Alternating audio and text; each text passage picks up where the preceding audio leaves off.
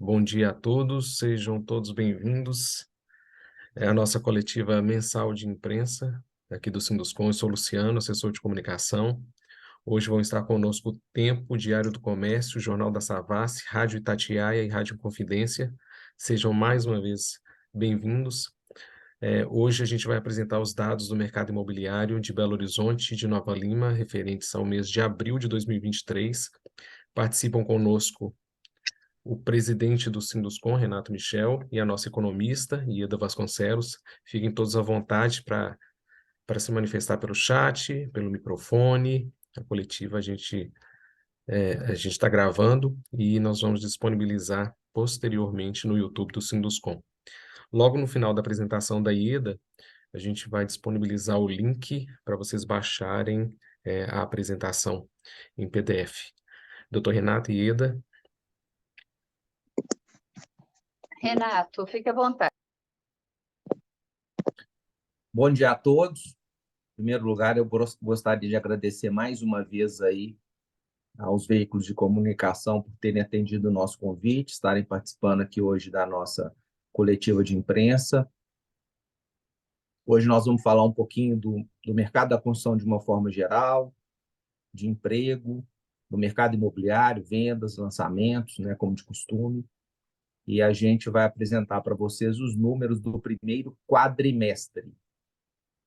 Significa que são os números até o mês de abril, né? A nossa pesquisa, o nosso censo do mercado imobiliário pega aí, então os dados até o mês de abril, de um ano extremamente desafiador para o mercado de uma forma geral, como a Ieda vai apresentar, por diversos fatores, né? Um ano pós-eleição, com troca de governo, taxas de juros elevadas, uma série de discussões no Congresso, como reforma tributária. Isso tudo deixa o mercado um pouco mais complicado, né? Como já foi divulgado pela Câmara Brasileira da Indústria da Construção, a nível Brasil, a gente teve um recuo muito forte no número de lançamentos, o que significa que o incorporador e o construtor ele está menos confiante. Então, ele talvez esteja postergando seus lançamentos à espera de um melhor momento da economia, da taxa de juros, para colocar o seu produto no mercado. Mas as vendas, apesar de terem reduzido, caíram muito menos do que o volume de lançamentos, o que demonstra que a gente tem demanda para os nossos produtos em toda a faixa de renda. Destaco aqui, né, um spoiler aí para vocês, o fraco desempenho do setor econômico, né, do produto econômico, que é o produto do Minha Casa Minha Vida, né, que apesar de ter sido aprovado pelo Senado há poucas semanas atrás, ainda não está regulamentado, portanto, o mercado está com uma dificuldade de operar, vocês vão ver nitidamente. Mas nos outros segmentos, Belo Horizonte se destaca, né, com números até melhores do que os números do cenário nacional. Então, é essa introdução que eu queria fazer. Vou deixar a Ieda apresentar e, na sequência, a gente faz os comentários e fica à disposição para responder as perguntas dos senhores. Muito obrigado e uma boa coletiva. Ieda. Obrigada, Renato. Obrigada, Luciano. Bom dia a todos os veículos que estão aqui conosco. Conforme o Renato falou, nós vamos apresentar aqui os resultados do mercado imobiliário. Hoje nós trazemos Belo Horizonte e Nova Lima. Vamos falar aí um pouquinho do emprego no setor e falar aí também o cenário para o mercado diante aí da taxa de juros tão elevada, né? Que aí há 8 meses consecutivos nesse patamar de 13,75%. Eu vou compartilhar a minha apresentação. Conseguem ver? Ok? Então, eu selecionei aqui alguns dados mais importantes. Vou falar primeiro sobre o mês de abril em relação a março. Abril é o mês que nós estamos divulgando hoje, né? Temos aí uma defasagem de tempo, porque é um censo, não é uma pesquisa. O censo envolve aí todo o mercado, né? Então, nós necessitamos de um tempo para levantar as informações. Vou falar do mês de abril em relação a março, vou falar do mês de abril comparado a todos os outros anos, desde o início da nossa série histórica, e também vou falar do resultado acumulado de janeiro a abril, em comparação também a todos os outros períodos iguais a esse, desde o início da nossa série histórica. Eu não vou colocar modo de tela cheia, porque quando eu coloco, não passa. Eu acho que como nós estamos aqui na tela do computador, assim vocês vão conseguir ver. Bom, particularmente no mês de abril, nós vendemos 412 unidades, apartamentos, né, novos. Tivemos aí uma velocidade de vendas de 11%, ou seja, de tudo que foi ofertado, nós vendemos 11%, então permanecemos num número aí acima de 10, o que é aí um pouco mais satisfatório. O nosso estoque no final de abril, disponível para comercialização, foi de 3.340 unidades, ou seja, Belo Horizonte e Nova Lima permanecem com um número muito baixo de unidades novas disponíveis para comercialização. Nós lançamos 9 empreendimentos em abril, o que correspondeu a 282 unidades. Os nossos lançamentos corresponderam a 300 milhões de reais no mês de abril e as nossas vendas a 440, ou seja, em valores monetários, né, o nosso VGV, que é o valor global de vendas, foi maior aí do que o nosso valor global de lançamentos. Todos os dados que nós vamos apresentar aqui, eu acho que os senhores já conhecem, eles fazem parte do Censo do Mercado Imobiliário de Belo Horizonte e Nova Lima, que é realizado pela Brain Consultoria para o Sinduscom Minas Gerais. Comparando o mês de abril com o mês de março, nós temos aí que essas 412 unidades vendidas corresponderam a uma queda de 27,5% em relação a março, e o número de unidades lançadas de 282, a uma queda de quase 17% em relação a março também. Em relação às vendas, o que nós precisamos considerar? Essa queda ela pode ser justificada pelo número expressivo de março. Em março, esse número de unidades vendidas de 568, ele foi o maior patamar aí desde agosto de 22, quando a gente tinha vendido 569 unidades. Então, esse número, por ser aí bem maior, nós justificamos a queda. Já a queda das vendas, dos lançamentos, também nos primeiros 2 meses do ano, até aproveitando aí o período de transição do nosso plano diretor, nós lançamos 708 unidades em janeiro e 603 em fevereiro.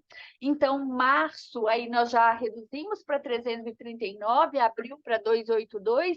Então, o volume de unidades lançadas nos 2 primeiros meses do ano pode ter refletido aí nos lançamentos de abril, e aí nós tivemos essa queda maior. O nosso preço médio de venda ficou relativamente estável, a nossa velocidade de vendas ela cai aí em relação a abril, naturalmente, porque nós tivemos uma queda de lançamentos e uma queda de vendas, e o nosso estoque também cai, porque o número de unidades vendidas ele foi aí superior ao número de unidades lançadas. Quando nós desagregamos as nossas vendas e os nossos lançamentos por padrão, por faixa de valor, o que nós observamos? Das nossas 412 unidades vendidas, mais de 50% desse total possuía valor aí entre 236 mil milhão de reais. Então, está aqui, ó, 207 unidades vendidas, elas custavam de 236 mil até 1 milhão de reais. Em relação ao padrão econômico, nós temos aqui um dos menores patamares, foram vendidas somente 25 unidades, com uma participação de 6% no total das vendas. Sobre isso, nós vamos falar bem daqui a alguns instantes, a perda de participação do padrão econômico, as dificuldades que esse padrão aí enfrentou e a nossa expectativa daqui em diante para ele. Total de lançamentos, a gente vê que em abril não teve nenhum lançamento do padrão econômico, e a gente vê aqui padrão standard e médio também se destacando aqui nos lançamentos, o padrão alto e o padrão luxo também tivemos lançamentos, de modo aqui que o que chama atenção é o baixo desempenho aí do padrão econômico. Bom, em relação aí à participação das unidades vendidas, para ficar mais claro aqui, comparando abril de 2023 com abril de 2022, a gente vê aqui o declínio do padrão econômico. O ano passado, 18,4% das vendas em abril era do padrão econômico, e esse abril agora de 23, somente 6,1%. E a gente vê aqui uma maior distribuição padrão standard era 42,9 e esse ano 24,3. Ao passo que o padrão médio, ele cresce a participação, o alto e o luxo também. Vamos só explicar um pouquinho aqui a perda de participação aqui do padrão econômico e do padrão standard. Padrão standard 236 mil até 500 mil. O padrão econômico, eu acho, o Renato até se quiser pode comentar muito isso, nós temos aí várias dificuldades até hoje, vivenciadas até hoje. Em primeiro lugar, desde o final do ano passado, o setor aguardava para o início desse ano, para os 2 meses iniciais, a reunião do Conselho Curador do Fundo de Garantia, que ia aí aumentar o valor do teto dos imóveis, assim como aumentar o valor dos subsídios e também reduzir a taxa de juros. Isso tudo em função do forte incremento do preço dos imóveis, fez com que ficasse inviável construir aí no teto anterior. Então, com isso, reduziram os lançamentos e reduziram as vendas. Padrão médio também, com essa faixa de valor, alguns imóveis que não se enquadravam aqui mais em função do alto custo, passaram aí para o padrão médio, por isso que nós temos essa migração. A gente vê aqui também a perda também dos lançamentos. O ano passado, em abril, foram 2, pelos mesmos motivos das vendas. O econômico representou 2,6%, este ano não tivemos lançamentos no mês de abril no padrão econômico. O standard, o ano passado, 70% dos lançamentos em abril foram nesse padrão, e esse ano somente 23%.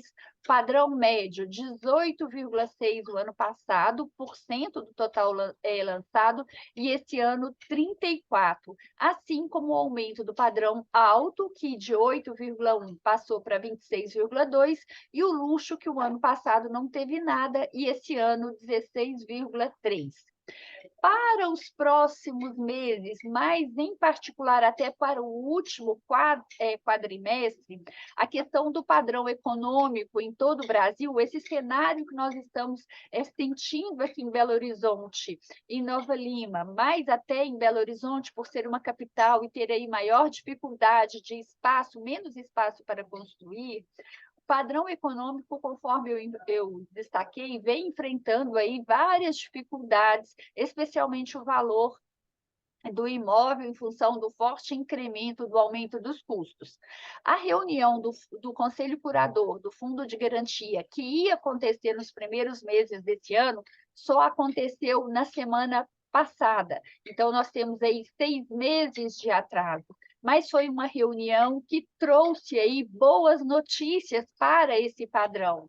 Nós tivemos, em resumo, o que nós precisávamos, que é o aumento do subsídio, a redução dos juros para famílias com renda mensal até R$ 2.000, né? O aumento do valor máximo do imóvel e o novo enquadramento das faixas, né, de renda. Então, todos esses itens dão uma expectativa para um desempenho um pouco melhor do padrão econômico, não só em Belo Horizonte, mas no país, mas isso mais para os últimos meses do ano. Quando a gente olha em onde estão concentrados os lançamentos só no mês de abril, a gente vê em região Centro-Sul, com quase 40% dos lançamentos, e também a região Oeste, com mais de 20%, das vendas, quase 40% das vendas da região Centro-Sul e quase 21% na região Oeste. Mas não é diferente dos lançamentos. Os lançamentos também, quase 40% na Centro-Sul, mas em relação a lançamentos, Oeste e Pampulha se destacam aqui com uma participação bem próxima, assim como a região Leste. Então, nos lançamentos, nós temos aí uma distribuição maior do que em relação aqui às vendas.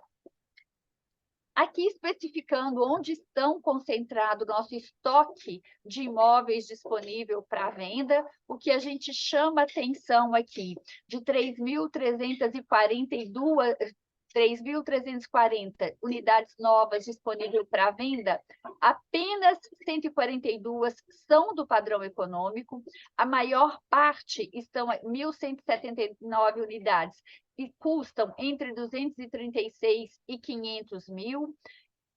Região Centro-Sul e região Oeste tem aí o maior número de unidades novas disponíveis para comercialização, mas o que destaca bastante é isso daqui, de 3.340 unidades novas disponíveis para venda atualmente no mercado imobiliário de Belo Horizonte e Nova Lima, somente 124 estão prontas.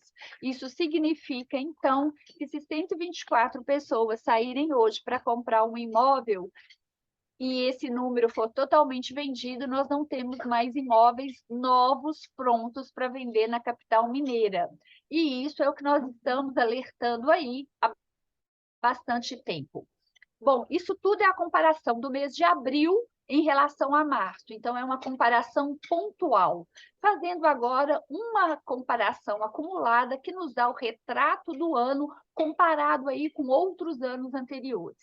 Bom, o retrato de janeiro a abril de 2023 é um retrato positivo, especialmente aí pelo desempenho bastante positivo dos primeiros 2 meses do ano.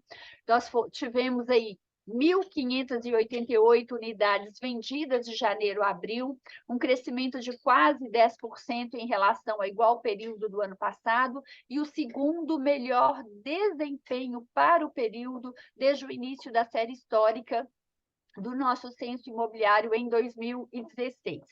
Para os lançamentos, nós temos também aí um forte incremento dos lançamentos, temos nesse período lançamento superior às vendas, e aqui volto a ressaltar que isso se deve ao desempenho bastante positivo dos lançamentos nos 2 primeiros meses aí desse ano, que eu comentei anteriormente, até em função aí, nós tivemos a questão do nosso plano diretor, e os lançamentos também se destacam em relação ao ano passado, e ele também aí tem alta de quase 35%, e é um dos melhores resultados aí da nossa série histórica. Se a gente for observar aqui, nós temos o segundo melhor resultado igual às vendas. Perdemos para 2021, quando foram lançadas quase 3.000 unidades, e agora quando lançamos quase 2.000 unidades. A nossa velocidade de vendas permanece aí no patamar superior a 10%, e o nosso estoque de 3.340 unidades é um estoque comparado aos anos anteriores, um pouco melhor, mas ainda assim num número muito baixo. No acumulado de janeiro a abril, a gente consegue perceber também a perda do padrão econômico, até de uma forma mais intensa. De janeiro a abril do ano passado, quase 33% das vendas eram do padrão econômico. Esse ano, somente 3% das vendas são do padrão econômico nesse período. Do padrão standard, o ano passado, 36,5%, e esse ano, 30%. Aqui a gente demonstra a queda das vendas do padrão econômico de janeiro a abril do ano passado para janeiro a abril desse ano, ou seja, o ano passado, nos 4 primeiros meses do ano, nós vendemos 474 unidades e esse ano 47. O ano passado foram 455 lançamentos no padrão econômico e esse ano 96.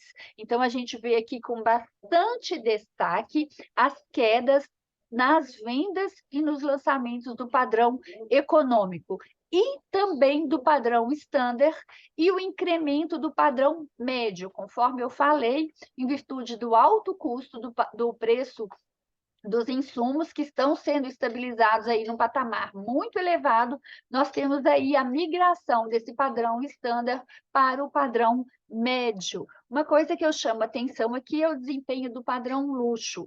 Janeiro a abril do ano passado, nós tivemos mais distratos, foram 23 distratos, então nós tivemos aí umas vendas negativas, porque os distratos superaram as vendas, e esse ano nós temos aí 178 unidades vendidas.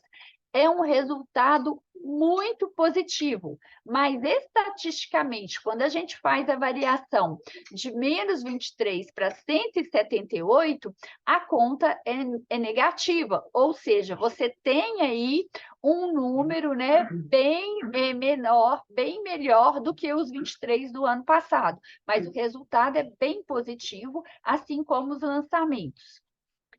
Estratificando aqui para desagregar melhor a perda do padrão econômico e anualizando o resultado, se a gente pega desde 2016 o resultado do ano fechado, aqui a gente vê claramente a queda das vendas em BH e Nova Lima no padrão econômico, só 3% atualmente, contra aí um percentual que em 2021 chegou a 44% e se manteve aí acima do 30% ao longo dos últimos anos. Assim como os lançamentos. Aqui a gente vê claramente que a participação aí desse ano está bem inferior ao dos anos anteriores. Quando comparamos só o mês de abril em relação a abril dos outros anos, nós observamos que as vendas, quase um crescimento de 19%, continuaram bem positivas. Os lançamentos caíram quase 40%, em especial aí pelos fortes lançamentos que nós tivemos o ano passado. Nós mantivemos a velocidade de vendas de abril aí em torno de 11% e o estoque aqui volta a falar em torno de 3.340 unidades. Bom, chamando a atenção aí para a questão do preço, né, que é da dificuldade dos lançamentos e das vendas do padrão econômico, nós temos que ir aí desde o início da pandemia, desde 2020 até maio desse ano, o custo com materiais de construção já aumentou quase 82%. Isso fez com que o custo da construção como um todo crescesse 48%. O custo com a mão de obra aumenta 25%, que é o valor praticamente da variação do indicador de inflação, que é o IPCA. Vamos aqui comparar o preço médio dos imóveis em Belo Horizonte com esse aumento de custo. Em virtude aí da nossa oferta, ou seja, o estoque de unidades disponíveis para venda estar baixo, o preço médio de imóveis em Belo Horizonte ele está aumentando aí quase na mesma proporção do aumento dos custos. Ou seja, os construtores na capital mineira, em virtude aí dessa baixa oferta, né, está conseguindo aí e até Belo Horizonte é uma exceção, em virtude desse estoque baixo, está conseguindo repassar aí o aumento dos custos. Um dos principais problemas, ou o principal problema que a construção civil enfrenta hoje é a taxa de juros do patamar de 13,75%, mesmo diante aí de indicadores que sinalizam uma possibilidade de queda, né? Nós temos aí, por exemplo, a inflação nos últimos 12 meses, a inflação oficial do país, que caiu para 3,94% em 12 meses em maio. O centro da meta é 3,25%, mas o teto é 4,75%. O IPCA 15, que é uma prévia da inflação do mês de junho, foi divulgado hoje pelo IBGE. Ele foi de 0,04% em junho. Ele ficou aí 0,47 ponto percentual abaixo do mês passado, de maio, que foi 0,51. Acumulou uma alta em 12 meses de 3,16%, ou seja, no primeiro semestre, o que sinaliza aí que no mês de junho nós vamos ter uma nova redução aí dessa variação acumulada 12 meses. Se nós pegarmos outros indicadores de inflação, IGPM, em 12 meses tem resultado negativo de 4,47%, IGPDI cai 5,49%, o índice de preços por atacado cai quase 9%, e isso é importante analisar porque depois do aumento do atacado, os preços passam para o consumidor, então nós estamos com deflação no atacado, o que é uma sinalização positiva para a inflação futura. O dólar está aí abaixo de 5% e está evitando, então, uma pressão inflacionária. Nós temos aí o novo arcabouço fiscal aprovado pela Câmara e também pelo Senado. O país está diante de uma safra recorde projetada para 2023, haja vista aí o crescimento da agropecuária no primeiro trimestre do ano de 20%, a reforma tributária está aí encaminhando, então nós acreditamos que esses fatores são alguns dos fatores que contribuem para justificar aí a queda dos juros, que muito tem prejudicado os setores produtivos da economia. Vamos lembrar que a construção civil registrou, a construção civil como um todo, no primeiro trimestre desse ano, caiu 0,8%, depois de cair 0,6% no ano passado. Ou seja, o setor está aí com desempenho negativo. Bom, aqui um outro problema que a gente tem com a taxa de juros bastante elevada, que é a queda dos recursos da caderneta de poupança. Nós temos uma captação líquida de janeiro a maio negativa de quase 57 bilhões. Isso significa que as retiradas da caderneta de poupança superaram os depósitos de janeiro a maio em quase 57 bilhões. Se nós anualizarmos esse valor, vai dar uma queda aí superior a 130 bilhões em 2023. O ano passado nós já perdemos quase 81 bilhões, em 2021, 35 bilhões. A caderneta de poupança hoje é uma das principais responsáveis pelo nosso financiamento imobiliário. A perda de recursos dela significa menor volume direcionado ao financiamento e significa aí também que os bancos passam a ficar bem mais seletivos e com taxas de juros maiores para o financiamento imobiliário, o que, então, prejudica o segmento imobiliário. Em termos de emprego, a construção segue aí ainda resiliente no seu mercado de trabalho. Em Minas Gerais, nós temos aqui esse ano, de janeiro a abril, 4 meses positivos na geração de novas vagas. Em abril foram 4.442 novos postos no estado. Belo Horizonte também continuamos positivo, mas o mercado de trabalho do setor tem enfrentado aí uma diferença em relação aos últimos 2 anos. Nós estamos com uma participação maior do segmento de infraestrutura na geração de novos postos. Em Belo Horizonte, temos aí infraestrutura urbana que tem ganhado aí espaço na geração de novas vagas, e isso até em relação ao mercado imobiliário. Nós, em função desse bom desempenho aí do setor, do mercado de trabalho do setor, que nos últimos 2 anos veio muito impulsionado pelo mercado imobiliário, se compararmos abril de 2023 em relação ao igual período do ano anterior, nós temos um crescimento aí de mais de 5% no número de trabalhadores. Então, nós temos no estado quase 326 mil trabalhadores com carteira assinada, e em Belo Horizonte nós temos um crescimento aí de quase 4%. Já são mais de 106 mil trabalhadores com carteira assinada no setor. Bom, esses são alguns dados que nós queríamos passar para vocês. Ficamos à disposição aqui para qualquer esclarecimento necessário.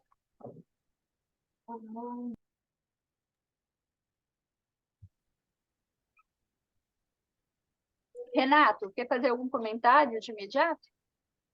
Sim, né? Só destacar aí a questão da pesquisa, como eu já tinha falado no início, né? Do fraquíssimo desempenho do setor econômico, né? Em relação a todas as questões que envolvem o programa federal que você citou, mas, ao mesmo tempo, destacar também a forte geração de emprego, né? Já são quase 330 mil trabalhadores na construção civil no estado de Belo Horizonte, sendo que mais ou menos um terço desses trabalhadores estão situados aqui em Belo Horizonte, né? Então, mostrar que mesmo o setor econômico tendo um desempenho tão fraco, né? A construção civil como um todo, e principalmente o setor imobiliário, tem mantido, né? Números importantes, né? Principalmente pelo crescimento da média renda e da alta renda, né? Também, como foi demonstrado. Então, acho que são pontos importantes e vamos aguardar as perguntas.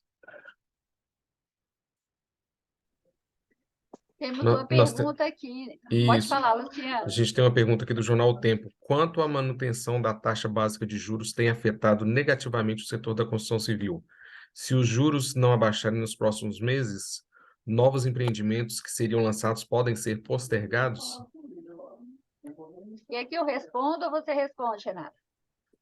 Eu acho que, sem dúvida nenhuma, essa é a maior preocupação do momento, né? A questão dos juros, que atrapalha muito o desempenho do setor, porque fica mais caro, né, para as empresas, né, empreender. A taxa de atratividade dela para os novos empreendimentos aumenta, porque você tem a renda fixa aí como um grande competidor. Para que você vai investir se você está ganhando 13,75 ou até mais do que isso, né, nos bancos? Então, o investimento, de uma forma geral, ele fica menos atrativo. Temos também a questão do nosso adquirente, que vai, com isso, ter uma prestação mais cara. Então, a gente está afastando o sonho da casa própria, né, das famílias, porque os juros influem.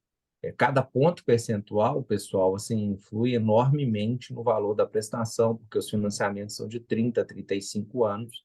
Então, esse juros sobre juros, no final das contas, dá um valor significativo. E, por último, mas não menos importante, o investidor do mercado imobiliário, aquele que compra para locação, ele também acaba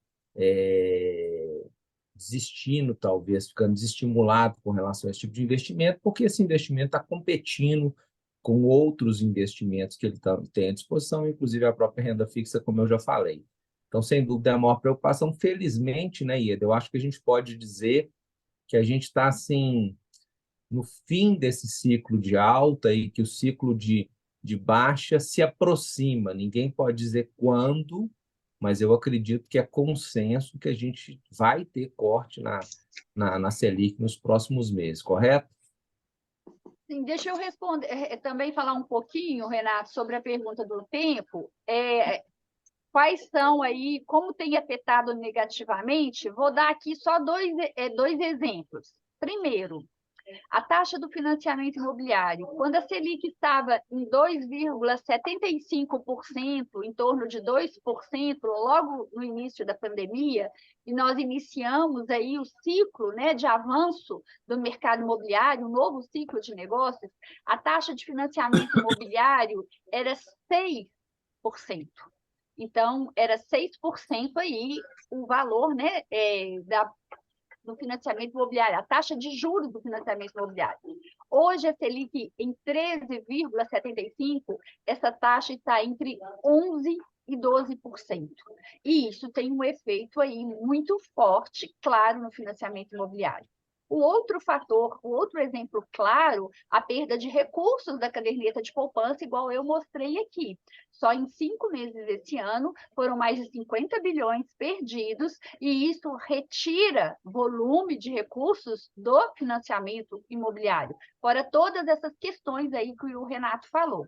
Em relação aos juros, hoje saiu a ata, né, da reunião do Copom, ao contrário do comunicado, que não fez aí menção nenhuma de uma possibilidade de redução da taxa de juros em agosto, a ata trouxe aí uma possibilidade de redução dos juros, do início da redução dos juros em agosto, mas falou que se acontecer, vai ser uma redução aí ainda lenta, ou seja, né, nós não veremos aí, a princípio, uma redução maior do que 0,25 pontos percentuais, de modo que nós ainda finalizaremos 2020 com taxa de juros bem possivelmente superiores a 12,5%, ou seja, isso continua prejudicando o setor. Mas, igual o Renato falou, o lado bom é que estamos aí no fim desse ciclo de aperto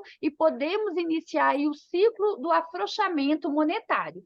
E isso, sim, se nós, até bem diretamente respondendo a pergunta dela, novos empreendimentos a serem lançados podem ser postergados?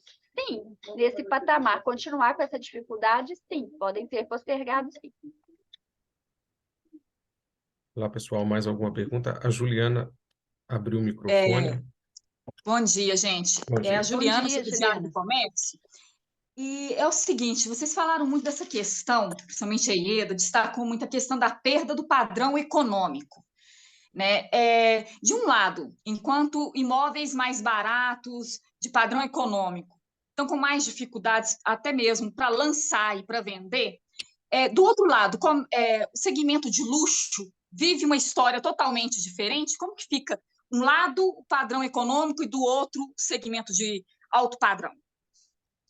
Renato, quer comentar? Quer que eu comente? Eu acho que, sem dúvida, eu acho que o setor de alto padrão ele vem demonstrando um desempenho muito forte. Não é de hoje, né? A gente percebeu, a gente já falou sobre isso aqui em outras vezes, a gente percebeu uma mudança, né, do consumidor aí a partir da pandemia, né? A gente fala que os consumidores ressignificaram o valor do imóvel. E os imóveis de alto luxo eles tiveram um desempenho extraordinário nesses últimos 3 anos, 20, 21 e 22. E acho que a demanda continua forte, né? Até porque a gente tem uma dificuldade de encontrar bons terrenos nas regiões mais valorizadas da cidade, né? Então, regiões como Lourdes, por exemplo, é muito complexo, né? Os prédios já saem vendidos. Se você procurar hoje um apartamento em construção para comprar, você já não vai mais encontrar, né? Você vai ter que aguardar aí novos lançamentos que certamente serão muito escassos no bairro pela dificuldade, né? E outros bairros também do entorno aqui da região chamada como Centro-Sul e mesmo Nova Lima. A gente percebe, inclusive, que os preços de Nova Lima já estão muito próximos dos preços praticados na Centro-Sul, devido a essa dificuldade. Belo Horizonte, a gente tem uma oferta disponível muito baixa, talvez esse seja o grande diferencial da cidade em relação às outras capitais. Então, isso acaba mantendo, né, o mercado aquecido mesmo diante dessas dificuldades. A Ieda demonstrou aí, né, que os preços dos imóveis têm acompanhado a elevação do custo de construção. Nós tivemos aí nos últimos anos quase 50% de aumento. Isso só é possível em função dessa oferta que, apesar de ter se recuperado nesses últimos meses, ela continua bem abaixo do recomendado, vamos dizer assim, por uma cidade do porte de Belo Horizonte. Ieda, se você quiser complementar. Quero sim, Juliana. Vamos falar aí, o Renato falou, destacou o padrão luxo, o padrão econômico. Sim, existe uma dificuldade de lançamento, especialmente aí em função do aumento do custo da construção. É impossível construir hoje um imóvel com o mesmo valor que se construía no início da pandemia. Nós temos um aumento de custo aí, já considerando material e mão de obra, nesses 2 anos e meio, de mais de 50%, enquanto a inflação no país nesse período chega próxima a 25%. Então, o nosso custo aumentou quase o dobro. E quando você, então, não consegue construir, você pula para a faixa superior, você constrói com padrão inferior, porque conforme nós falamos, o teto do valor aqui de 236 mil era impossível construir para atender essa faixa de padrão econômico. Agora, nessa reunião do Conselho Curador, né, Renato, ele passou para 350 mil. Então, você vai ter condições de atender um pouco melhor essa faixa com lançamentos. Sem falar a questão do terreno que o Renato falou. Belo Horizonte, além disso, nós temos aí uma questão também de falta de terrenos, né, Renato, para lançamento desse padrão econômico, o que já dificulta também. Tá bom, Juliana? Opa. Beleza, gente. Obrigada. Obrigado a você. Obrigada, Juliana. Olá, pessoal, mais uma pergunta? Mais alguma pergunta?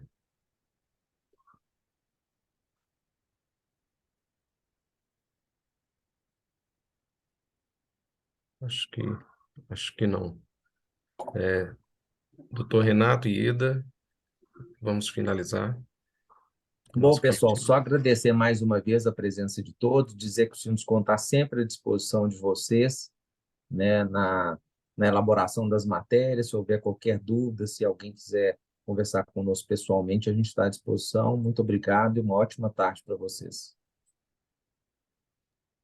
Obrigada, pessoal, por estarem aqui conosco. Também reforçando o que o Renato falou, se tiver alguma dúvida, nós continuamos aqui à disposição. Obrigada mais uma vez. Obrigada, Luciano. Obrigado a vocês, obrigado a todos os nossos colegas aí. Até a próxima coletiva. Grande abraço. Um abraço.